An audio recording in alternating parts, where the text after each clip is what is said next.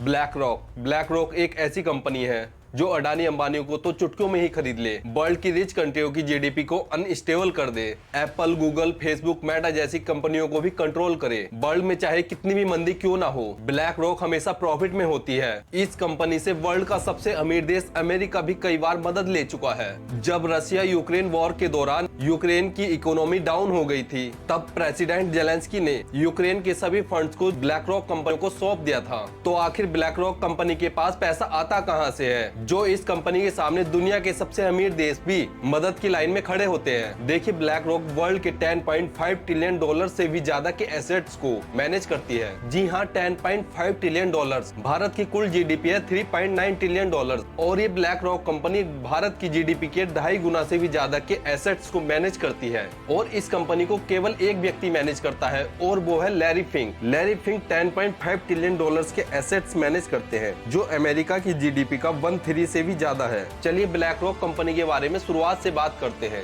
कैसे Larry Fink ने इस कंपनी की शुरुआत की। दोस्तों, ब्लैक रॉक कंपनी के फाउंडर लैरी फिंक है। लैरी फिंक अमेरिका की एक नॉर्मल फैमिली में जन्मे। इन्होंने एजुकेशन की पॉलिटिकल साइंस में, बट इनका इंटरेस्ट फाइनेंस और स्टॉक मार्केट में भी था। देखिए, पॉलिटिक्स से मिलती है पावर और शेयर मार्केट से मिलता है खूब सारा पैसा, और जिसे इन दोनों की अच्छे से समझ होगी, वह देश के नेता और सरकार को अपनी जेब में लेकर घूम सकता है। ईयर 1976 में लैरी फिंक ने 23 की एज में अमेरिका की investing firm the first Boston company में सिक्योरिटी ट्रेडर का काम शुरू कर दिया। शार्प माइंड और अपने काम में अच्छे होने के कारण लैरी को मात्र 8 सालों में ही कंपनी का एमडी बनाया गया। तब ये मात्र 31 साल के ही थे। अपने टेन्योर में लैरी फिंक ने कंपनी को $1 बिलियन यानी more than 8,000 in Indian rupee कमा के दिए। यहाँ तक सब ठीक चल रहा था, बट टाइम आता है 1986 का, जब लैरी फिंक थोड़े ज्यादा ओवर कॉन्फिडेंट हो गए। अरे मैं तो इस फील्ड का प्लेयर हूँ, और इस चक्कर में इन्होंने थोड़ा ज्यादा रिस्क ले लिया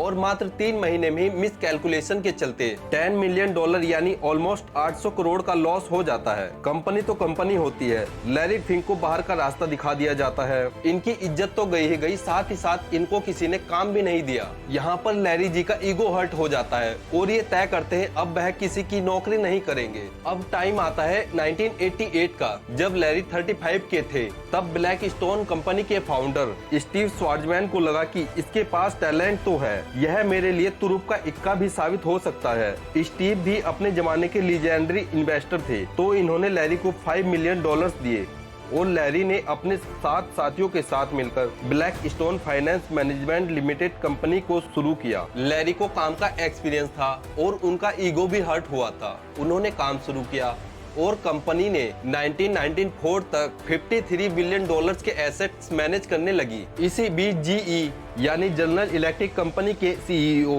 जैक बेल के पास ऐसे एसेट थे जिनके बारे में उन्हें समझ नहीं आ रहा था वो क्या करे, और लैरी फिंक जी इनकी सभी प्रॉब्लम सॉल्व कर देते हैं। इससे ब्लैक स्टोन कंपनी पर और भी कंपनियों ने भरोसा करना शुरू कर दिया था। कंपनी अच्छी चलने लगी। अब स्टीव चाहते थे कि कंपनी मेरे हिसाब से चले और लैरी चाहते थे कि कंपनी मेरे हिसाब से चले, क्योंकि दोनों ही अपने जमाने के लीजेंडरी इन्वेस्टर थे। फिर दोनों डिसाइड करते हैं और 1994 में Larry Fink black stone company से अलग हो जाते हैं और इसके बाद लैरी फिंक अपनी ब्लैक रॉक कंपनी की शुरुआत करते हैं। इस कंपनी में लैरी फिंक ने पेंशन फंड को भी मैनेज करना शुरू कर दिया था।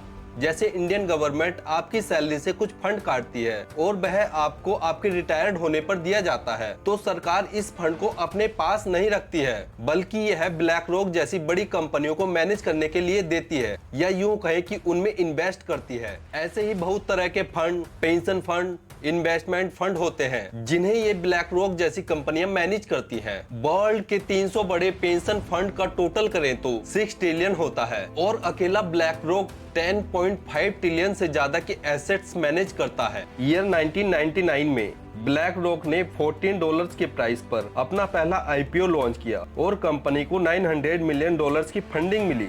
इसके बाद लैरी फिंक ने अपनी कॉम्पिटिटिव कंपनियों को भी खरीदा। ईयर 2006 में इन्होंने मेरियल लंच कंपनी को एक्वायर किया और 2009 में बार्कलेस ग्लोबल इन्वेस्टर्स को भी एक्वायर कर लिया। इससे ब्लैक रॉक का रास्ता बिल्कुल साफ हो गया, क्लियर हो गया, और तब से अब तक ब्लैक रॉक कंपनी ने कभी पीछे मुड़कर नहीं देखा। अब सवाल आता है, ब्लैक रॉक इतने पैसों का करता क्या है, कहाँ इन्वेस्ट करता है और कैसे पूरी दुनिया पर अपना कंट्रोल जमाए हुए है। देखिए ब्लैक रॉक कंपनी का इन्वेस्टमेंट वर्ल्ड में टोटल शेयर और टोटल ब्रांड्स वैल्यू में 10% है। आज ब्लैक रॉक कंपनी के वर्ल्ड की 38 कंट्री में 89 से ज्यादा ऑफिसेस हैं और 100 से ज्यादा कंट्रीज में इस कंपनी के क्लाइंट्स मौजूद हैं। इसलिए इसे वर्ल्ड की लार्जेस्ट शैडो बैंक भी कहा जा सकता है। ब्लैक रॉक ऐसी कंपनी है जो वर्ल्ड को अपने कब्जे में रखती है। ऐसा मैं इसलिए बोल रहा हूँ, एप्पल अपने सेक्टर की नंबर 1 कंट्री है और इसमें 6.5% की हिस्सेदारी ब्लैक रॉक की है। ऐसे ही वेरिजोन में 7.5%, फेसबुक और जेपी मॉर्गन में 6.5%, फोर्ड में 7.2%, बेल्स फ्रोग बैंक में 7%, गूगल की अल्फाबेट में 4.48%, ड्यूचे बैंक में 4.8%। इनके अलावा TCS, Maruti Suzuki, ICICI bank, HDFC bank,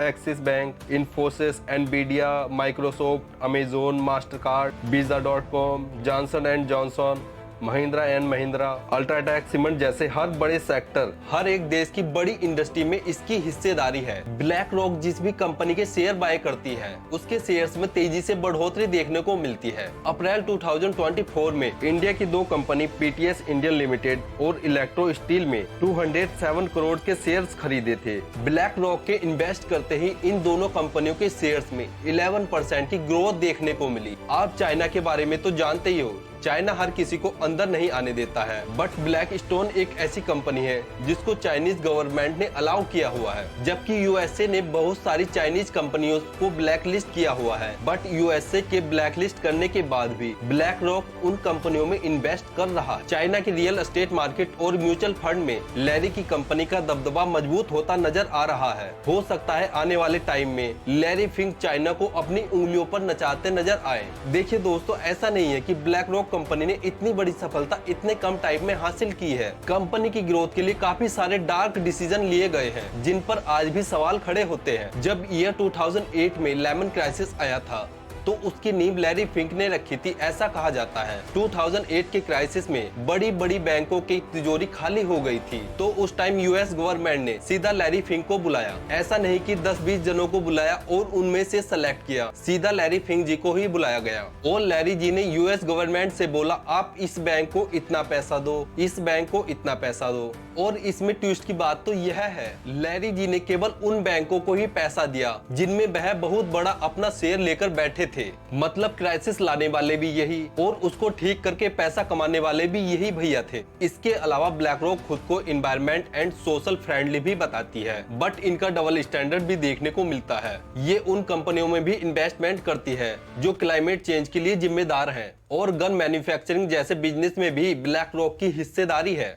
इससे एक बात तो क्लियर हो जाती है, लैरी फिंक और उनकी कंपनी को कोई फर्क नहीं पड़ता है कि कंपनी सही काम कर रही है या नहीं, उन्हें केवल प्रॉफिट से मतलब होता है। दोस्तों, ब्लैक रॉक कंपनी के पास एक अलादीन का चिराग भी है। अलादीन के चिराग का नाम अलादीन ही है, यानी asset liability and debt and derivative investment network. असल में यह कंपनी के द्वारा डिजाइन एक सॉफ्टवेयर है जिसका काम फ्यूचर प्रोग्राम के जरिए रिस्क मैनेजमेंट करना है। अलादीन सॉफ्टवेयर ग्लोबल इवेंट्स और रिस्क पैरामीटर को मेजर करते हुए एआई के जरिए बताता है कि कहां पर इन्वेस्टमेंट करना सही होगा और कहां पर पैसा डूबने का खतरा है। अब आप सोच रहे होंगे कि जब यह कंपनी इतनी बड़ी है और इतने बड़े बड़े कांड करती है तो हम इसको जानते क्यों नहीं, ना इनके बारे में मीडिया में खबरें सुनने को मिलती है। तो भैया ऐसा है, यह चाहते ही नहीं है कि लोग इनके बारे में जाने। लैरी फिंक खुद नहीं चाहते हैं कि उनकी कंपनी मीडिया में आए। अगर मीडिया में उनकी कंपनी की खबरें छपने लगी तो उनके हर छोटे बड़े फैसलों पर मीडिया की नजर होगी।